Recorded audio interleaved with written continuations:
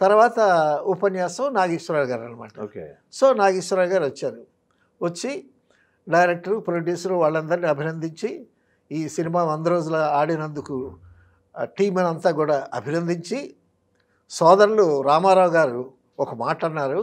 ఏంటంటే, వాణిశ్రీని కళ్ళు మూసుకుని రుద్దేను, అటు తిప్పి ఇటు తిప్పి వాణిశ్రీని కళ్ళు మూసుకుని రుద్దేను, కాసుల వర్షం కురిసింది అని అన్నారు.